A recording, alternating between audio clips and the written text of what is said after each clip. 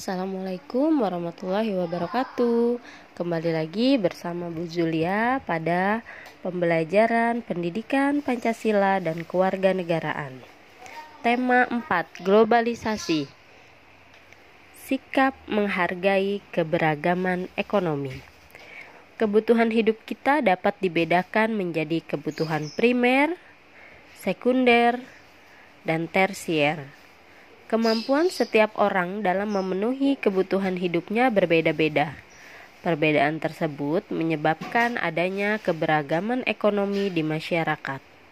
Keberagaman ekonomi adalah perbedaan tingkat ekonomi pada suatu masyarakat. Keberagaman ekonomi juga dapat dilihat dari keberagaman pekerjaan masyarakat. Setiap pekerjaan memiliki peran dan tugasnya masing-masing. Kita harus menghargai setiap pekerjaan. Misalnya, seorang pekerja petugas kebersihan jalanan. Bagaimana cara kita menghargai pekerjaannya? Kita bisa mengatakan permisi ketika kita melewatinya. Kemudian, pekerjaan seorang guru. Bagaimana cara menghargainya? Kita bisa menghargai dengan cara mendengarkan saat beliau mengajar, kemudian ketika bertemu di jalan atau dimanapun kita menundukkan badan dan mengucapkan salam. Kemudian pekerjaan seorang dokter, kita setelah dilakukan pemeriksaan oleh dokter dan diberikan resep obat dan nasihat, kita ucapkan terima kasih kepada beliau. Pekerjaan seorang petani, bagaimana menghargainya? Kita bisa makan, makanan yang kita makan itu sampai habis, tidak bersisa, tidak membuang-buang makanan.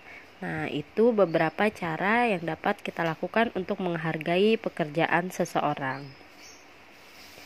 Jika kita berasal dari keluarga berada, kita tidak boleh merasa sombong. Kita harus tetap menghargai teman yang berasal dari keluarga yang tingkat ekonominya di bawah kita. Kita juga dapat berbagi dengan mereka. Jika keluarga kita kurang berada, kita juga tidak boleh merasa malu dan iri. Kita dan teman memiliki kedudukan yang sama. Kerja keras dalam keberagaman ekonomi. Kita telah mempelajari tentang keberagaman ekonomi yang ada di masyarakat. Keberagaman ekonomi dapat dipengaruhi oleh potensi dan semangat kerja keras. Potensi adalah kemampuan dalam diri yang dapat dikembangkan.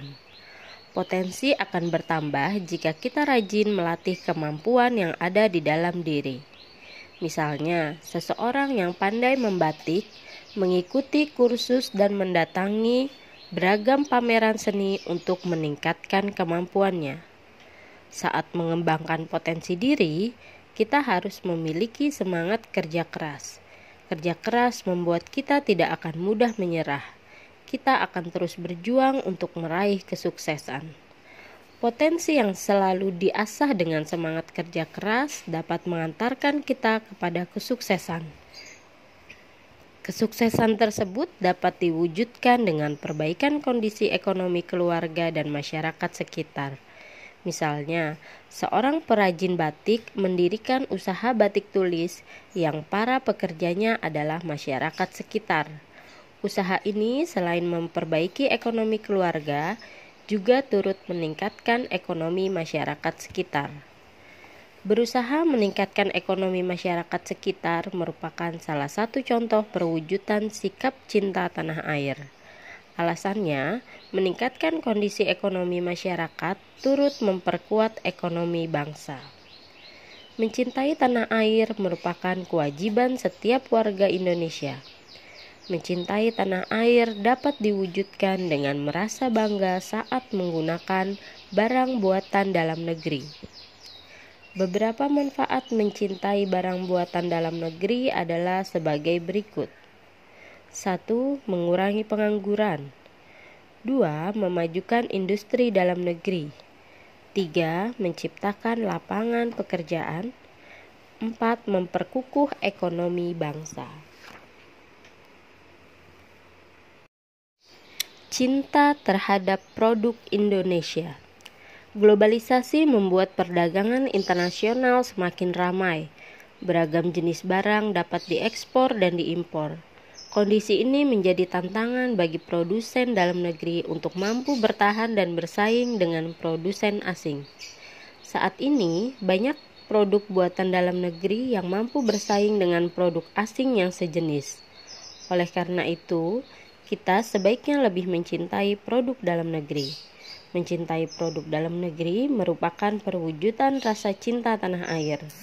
Mencintai produk dalam negeri dapat diwujudkan dengan cara-cara sebagai berikut. 1. Mengurangi penggunaan produk asing.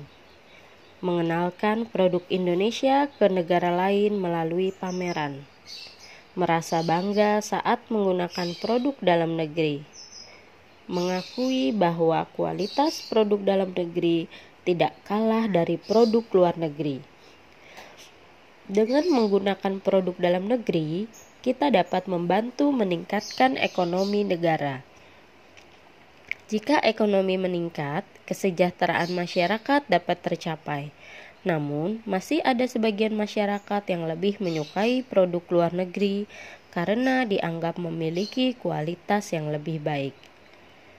Manakah yang lebih kamu sukai? Produk dalam negeri atau luar negeri?